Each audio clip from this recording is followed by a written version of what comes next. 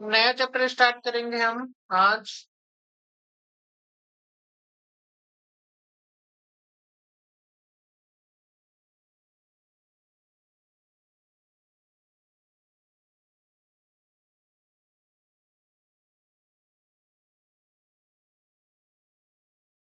Chapter 5।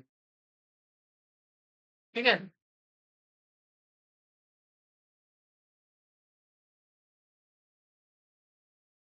अध्याय 5 है, चुंबकत्व एवं द्रव्य।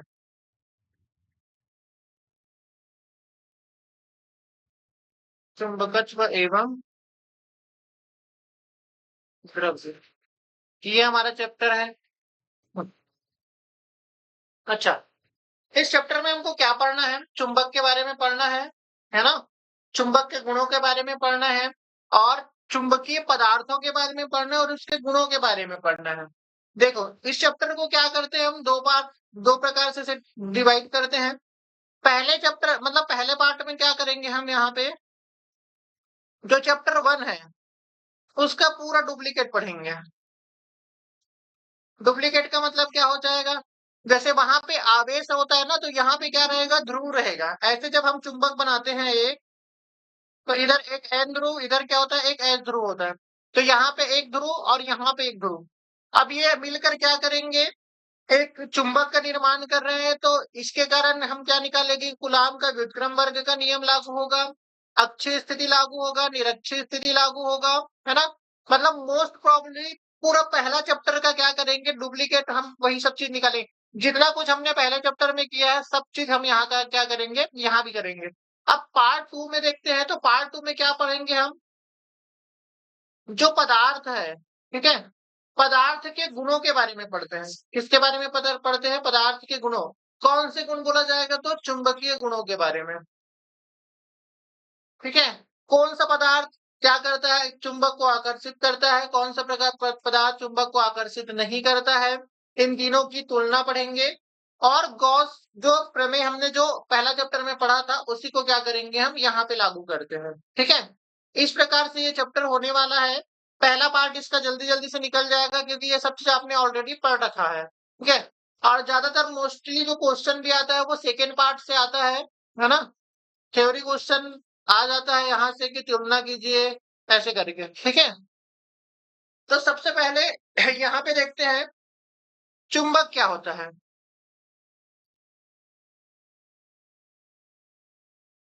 तो देखो, चुंबक उस पदार्थ को कहते हैं, चुंबक उस पदार्थ को कहते हैं जो चुंबकीय पदार्थों को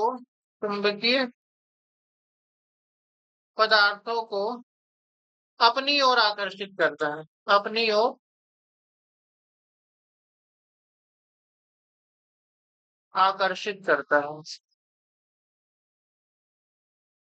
ठीक है, ऐसे पदार्थ जो क्या करते हैं, चुंबकीय पदार्थ को अपनी ओर क्या करते हैं, आकर्षित करते हैं।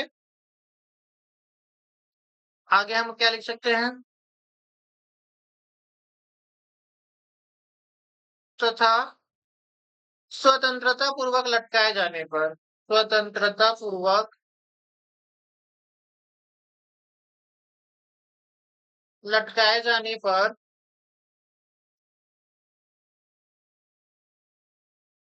उत्तर दक्षिण दिशा में ठहरता है, उत्तर दक्षिण दिशा में ठहरता है, चुंबक कहलाता है, चुंबक कहलाता है। ठीक है, समझ में आया? चुंबक की परिभाषा जानते हो पहले से ही कि ऐसे पदार्थ जो चुंबक को क्या कर सॉरी जो चुंबकीय पदार्थ को क्या करते हैं, अपनी ओर आकर्षित करते हैं, उनको क्या कहा जाता है, चुंबक कहा जाता है। और चुंबक को जब भी हम क्या करते हैं, ऐसे स्वतंत्रता पूर्वक लटका देते हैं, तो वो हमेशा कौन सी दिशा में ठहरता है, उत्तर और दक्षिण की दिशा में ठहरता है। ठीक है, ये बात आपको याद रखना है।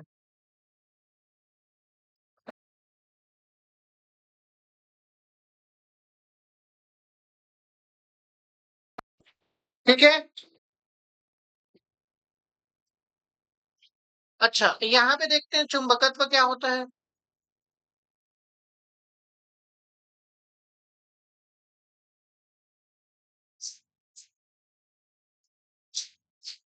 जिस गुणों के कारण जिस गुणों के कारण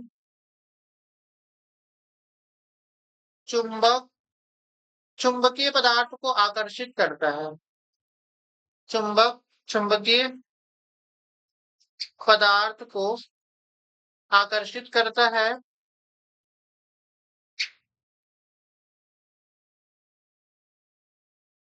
उसे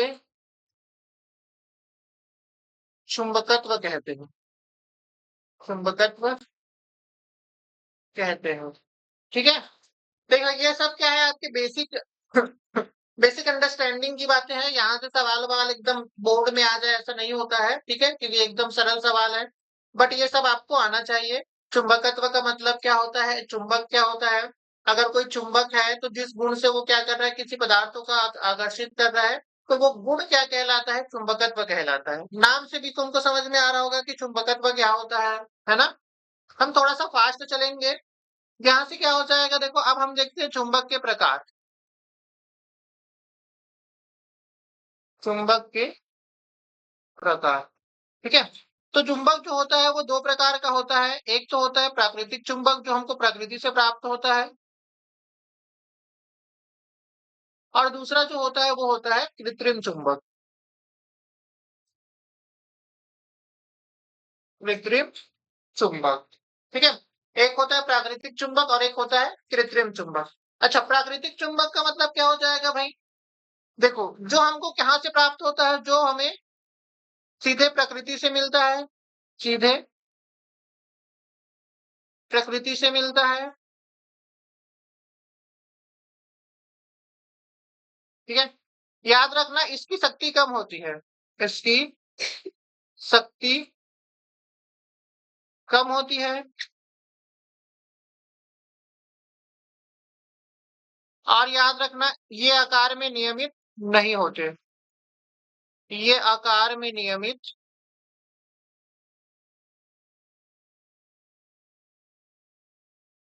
नहीं होते। इसका मतलब क्या है कि जो प्राकृतिक चुंबक है वो हमको जो आकार का हमको चाहिए एक निश्चित आकार का, ऐसे आकार का नहीं मिलता है बल्कि वो हमको एक अलग-अलग प्रकार का मिलेगा, प्रकृति से मिलेगा मतलब समझ सकते हो, ठीक है? यहाँ पे देखते हैं, ये क्या होता है? ये मानव निर्मित होता है,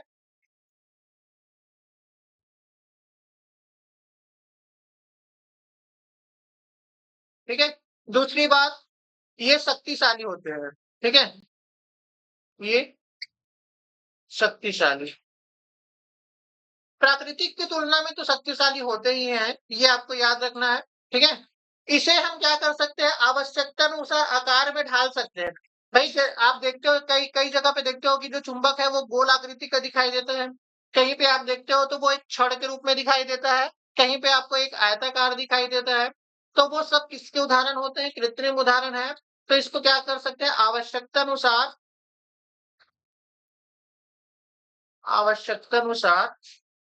आकृति दे सकते हैं, आकृति दे सकते हैं। इतनी बातें समझ में आया प्राकृतिक और ये कृत्रिम चुंबक के बारे में? समझ में आया इतनी बातें?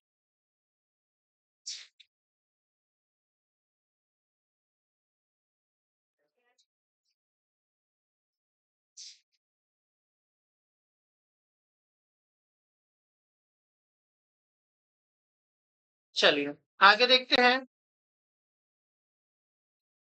अब हम देखते हैं चुंबकीय ध्रुव के बारे में। चुंबकीय ध्रुव,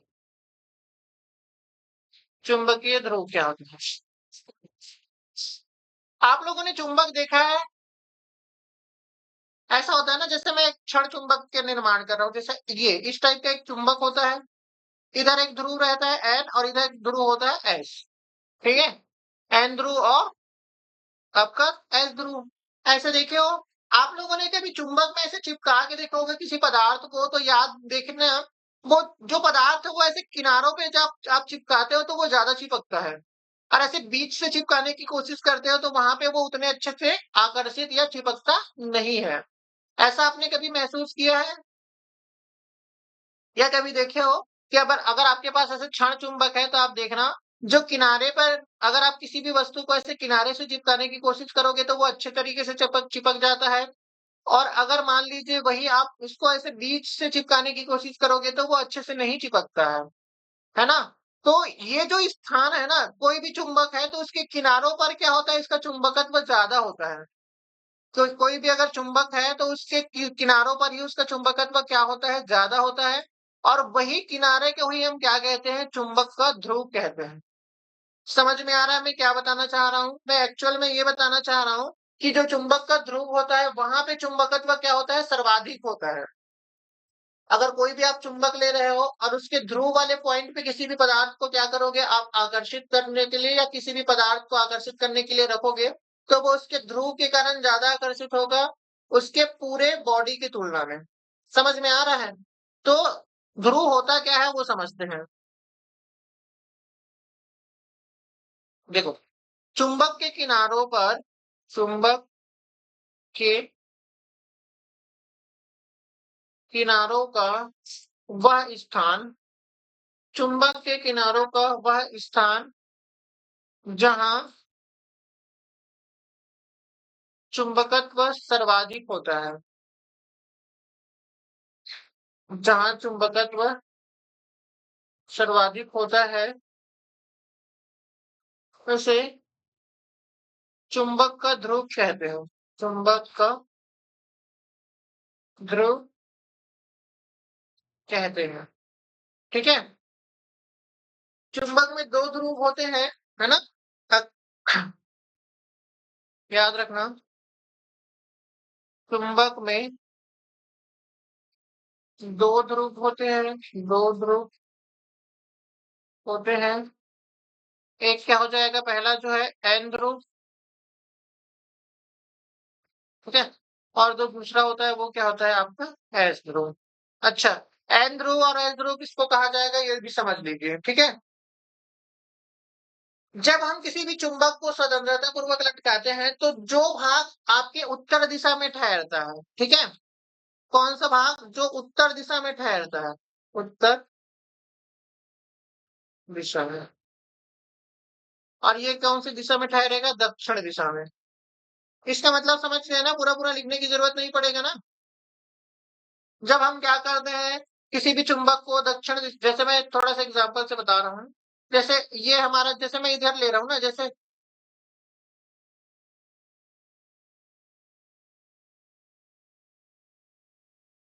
ये एन है और ये क्या हो जाएगा एस हो जाएगा। इधर उत्तर होता है तो उत्तर दिशा की ओर उत्तर ध्रुव और इधर क्या होता है दक्षिण होता है तो दक्षिण दिशा की ओर दक्षिण ध्रुव। समझ गए? कौन किसको क्या कहा जाता है? जो दक्षिण की ओर रहता है उसको दक्षिण ध्रुव और जो उत्तर की ओर रहता है उसको क्या कहा जाता है? उत्तरी ध्रुव कहा जाता है। ठीक है? आई बातें समझ में यहाँ तक? ये सब सिंपल सिंपल बातें हैं। आपको एक बार में याद रखोगे तो वो हमेशा याद रहना चाहिए। ऐसा नहीं है कि इसी को आप एग्जाम टाइम में पढ़ रहे हो। ठीक है? ये सब अच्छे से समझ लीजिए। एग्जाम टाइम में पढ़ने की जरूरत नहीं पड़ना चाहिए इन सब चीजों को। है ना? चलिए आगे देखते हैं।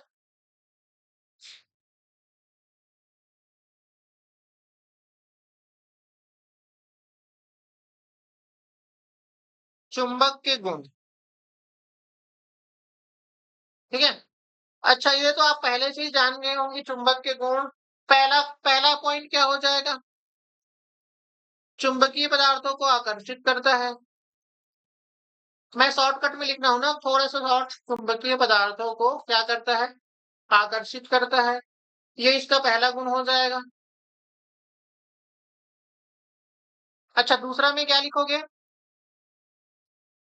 जैसे आवेश के बारे में पढ़ा था कि समान आवेश में क्या होता है? प्रतिकर्षण होता है और विपरीत आवेश में क्या होता है? आकर्षण होता है।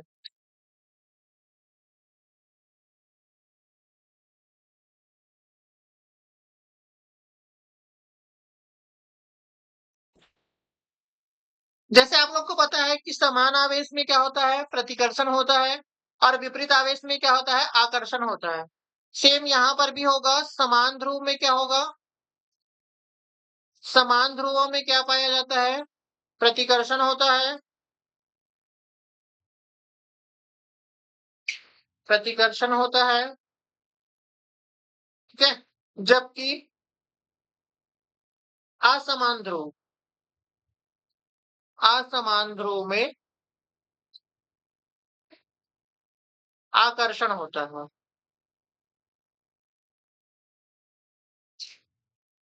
ठीक है।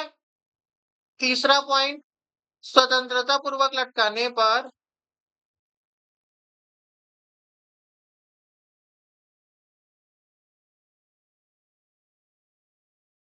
चुंबक उत्तर दक्षिण दिशा में ठहरता है, उत्तर दक्षिण दिशा में। अच्छा, ये एक बार नहीं होगा ना, ये हर बार होता है भाई। जब जितने बार आप स्वतंत्रता पूर्वक लटका रहे हो वो हमेशा ही क्या होगा, उत्तर दक्षिण दिशा में ही ठहरेगा। ठीक है, तो इसका मतलब क्या हुआ,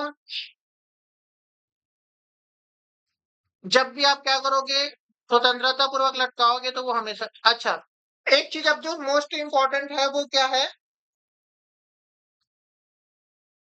चुंबक में जो ध्रुव होते हैं, चुंबक में ध्रुव सदैव युग्म में होंगे, सदैव युग्म में होते हैं।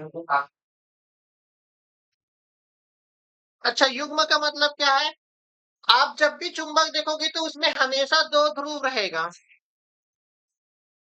अर्थात एकल ध्रुव वाले, एकल ध्रुव के,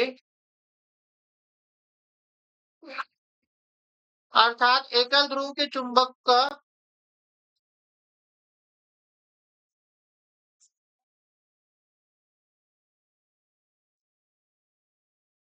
अस्तित्व नहीं है।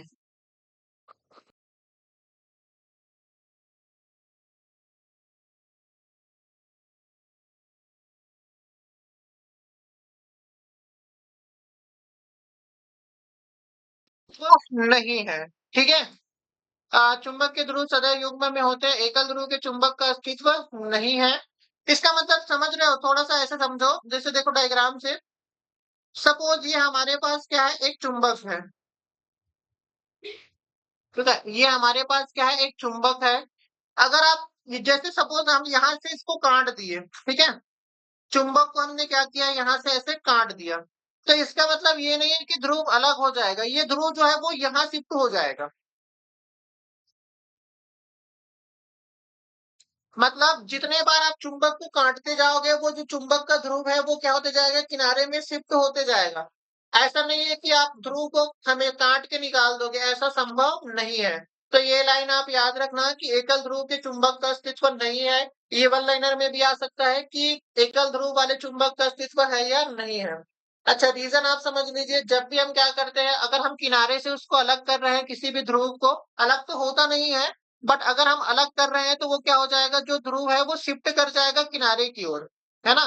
जैसे सपोज करो आपने जो यहाँ से काट दिया, या इधर एस वाले को इधर काट दिया, अब इसको कितना बार ही काटते जाओ, हर बार काटोगे तो दो फलक आएगा, मतलब दो पार्ट तो रहेगा ही ना। आप इतना छीन भी कर लोगे इसको तो इधर एक फलक रहेगा और इधर एक फलक रहेगा। तो ये वाला फलक एन ध्रुव के जैसे, तो ये वाला फलक कैसे कार्य करेगा, एस ध्रुव के जैसे। समझ में आ रहा है ना। कहने का मतलब क्या है, हम चुंबक को अलग नहीं कर सकते हैं। क्लियर है ये पॉइंट।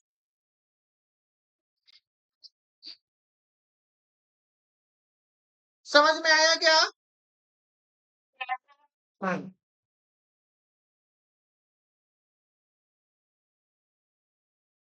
ये चुंबक के बारे में आपका जनरल इंफॉर्मेशन था कि चुंबक क्या क्या होता है और किस प्रकार से हम इसको देख सकते हैं, ठीक है।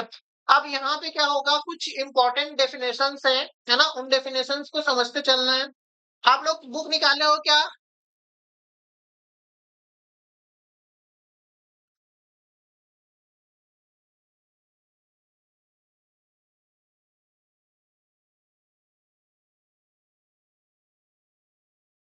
बुक निकाला है क्या आप लोगों ने? हाँ, वहाँ पे कुछ-कुछ छोटे-छोटे डेफिनेशंस दिए हैं, मैं थोड़ा-सा जल्दी में बता रहा हूँ, आप लोग समझते चलना ना। या एक बार आप बुक भी देख देख सकते हो। जैसे इसमें सबसे पहला जो है वो चुंबकीय अक्ष है। चुंबकीय अक्ष। चुंबकीय अक्ष किसको कहा जाएगा? ठीक है? जैसे सपोज़ ये क्या है, आपने ऐसे एक चुंबक बनाया है, यहाँ पे इसका मान लेते हैं एस ध्रुव है, यहाँ पे इसका एन ध्रुव है। तो एस और एन ध्रुव को मिलाने वाली ऐसी एक रेखा गुजरती है, जो एस और एन ध्रुव को क्या कर रही है? मिला रही है। इसे ही क्या कहा जाएगा? चुंबकीय अक्ष कहा जाएगा। चुंबकीय अक्ष। समझ में आया? आप कैसे लिखोगे? चुंबक के 2 ध्रुवों को मिलाने वाली रेखा को क्या कहा जाता है? चुंबकीय अक्ष कहा जाता है। क्लियर है?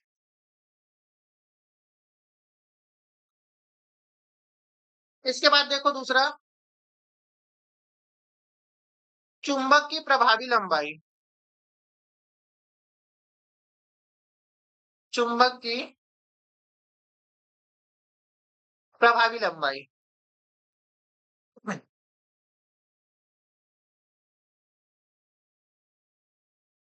क्या होता है चुंबक की प्रभावी लंबाई? देखो, ऐसे हम क्या कर रहे हैं? एक चुंबक बना रहे हैं। तो जो ध्रुव जो होता है चुंबक का, वो कहाँ होता है? एकदम बाहर नहीं होता है, बल्कि उसको ये माना जाता है कि चुंबक के सॉरी, चुंबक के अंदर ऐसे कहीं पॉइंट पे रहता है। ध्रुव को क्या माना जाता है कि चुंबक के अंदर वो किसी पॉइंट पे रहता है। समझ में आ रहा है मैं क्या बता रहा हूँ?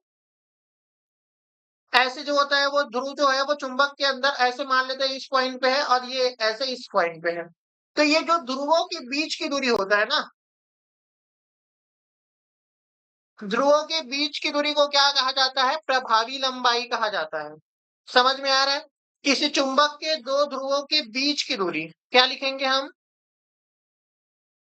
किसी चुंबक के 2 ध्रुवों के बीच की दूरी के बीच की दूरी को चुंबक की प्रभावी लंबाई कहते हैं। चुंबक की प्रभावी लंबाई कहते हैं। प्रभावी लंबाई कहते हैं। ठीक है? किसी चुंबक के 2 ध्रुवों के बीच की दूरी को क्या कहा जाएगा? चुंबक की प्रभावी लंबाई कहते हैं। याद रखना इसे L से 2L से प्रदर्शित करते हैं।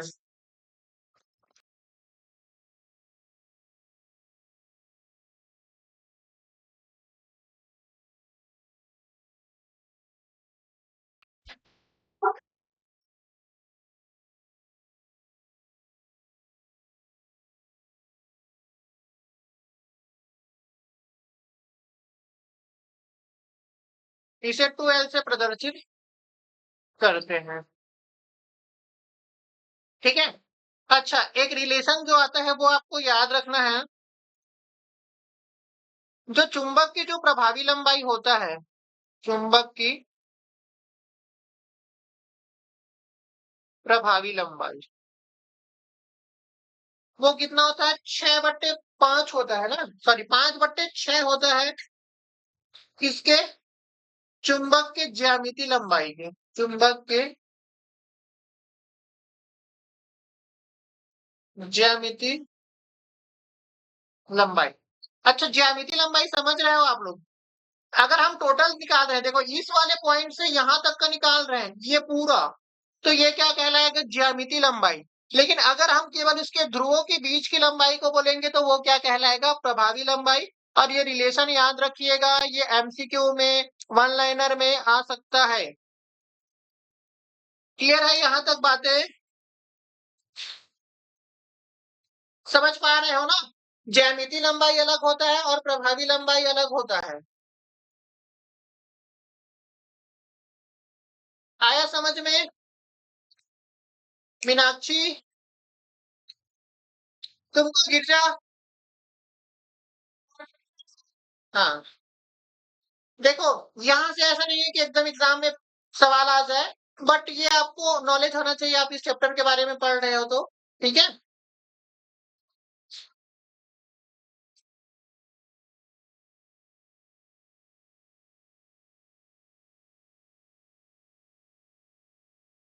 चलिए आगे देखते हैं। इसके बाद एक और डेफिनेशन है।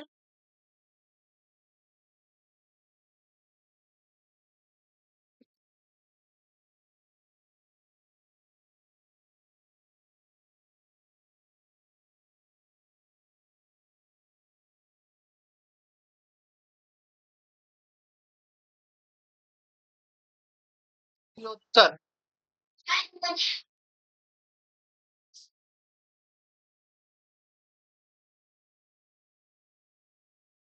चुंबकीय याम्योत्तर क्या होता है वो थोड़ा सा समझना। जैसे सपोज हमने क्या कर दिया है, एक चुंबक को ऐसे स्वतंत्रता पूर्वक लटका दिया है। चुंबक को हमने क्या किया है, स्वतंत्रता पूर्वक लटका दिया है, ठीक है? इधर मान लेते हैं एन ध्रुव है, इधर मान लेते हैं एस ध्रुव है। यहाँ पे एस ध्रुव और यहाँ पे एन ध्रुव। तो इसके जो लंबवत, ठीक है, एक जो समतल हम एज्यूम करते हैं, ठीक है, स्वतंत्रता पूर्वक लटकाए जाने पर चुंबक के लंबवत हम क्या कर रहे हैं, एक समतल को मान रहे हैं या कल्पना कर रहे हैं। तो ये जो समतल है यही क्या कहलाता है, आपका चुंबकीय याम्योत्तर कहलाता है। चुंबकीय,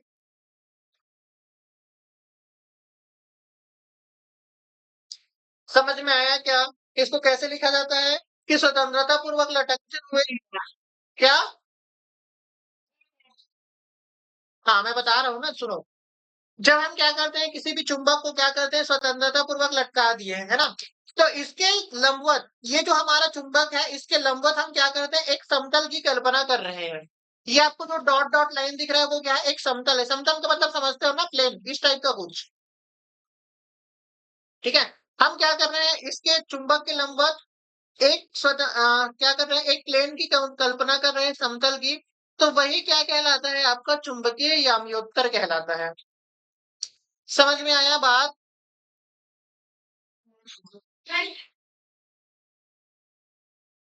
ठीक है, अगर इसको लिखना है तो लिख भी सकते हो। स्वतंत्रता पूर्वक लटकते हुए क्या लिखेंगे,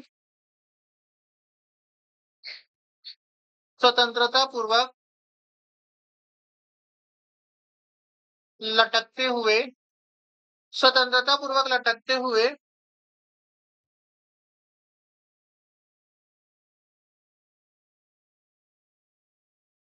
चुंबक के चुंबकीय अक्ष के, चुंबक के चुंबकीय अक्ष से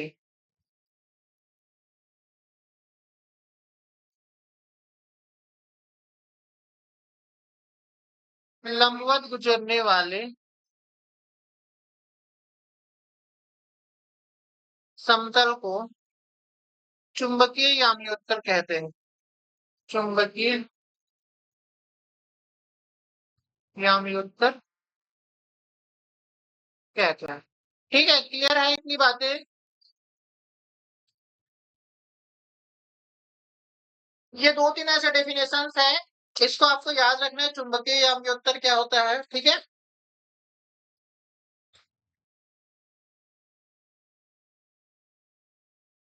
ठीक है, यहाँ तक समझ में आया है?